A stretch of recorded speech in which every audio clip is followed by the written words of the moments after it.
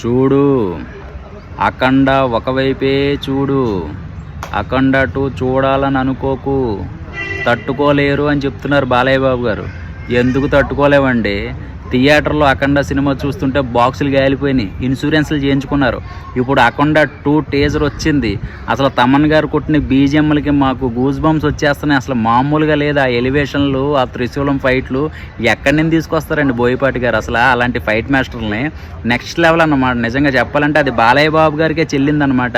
అది ఏ హీరో చేసినా అది వెటకారం అయిపోతుంది.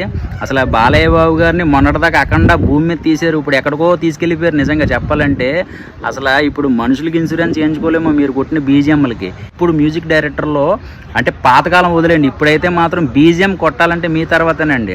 అసలు నెక్స్ట్ లెవెల్ టీజర్ కట్ అయితే మాత్రం అదిరిపోయింది. బాలయ్య బాబు గారు లుక్స్ కానీ, ఫైట్ సీన్లు కానీ, ఒక్కొక్క డైలాగులు మాత్రం గట్టిగా పేలుతాయి థియేటర్లో.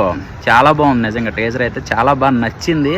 బోయపాటి గారు బాలయ్య బాబు గారు కలిశారంటే మాత్రం వేడినీళ్ళకి చన్నీళ్ళు వేడెక్కిపోతుంది, మామూలుగా లేదు. థియేటర్లో మళ్ళీ ట్రైలర్ చూడాలి, ఇంకా చాలా ఉన్నాయి కాబట్టి చూద్దాం. అసలు ఆ త్రిశూలం అయితే మాత్రం గిరగిరా మిక్సీ తిప్పినట్టు తిప్పేస్తున్నాడు ఆయన. అవసరమైతే మిక్సీతో కూడా ఫైట్ చేస్తారు బాలయ్య బాబు గారు, అది ఆయన స్టైల్.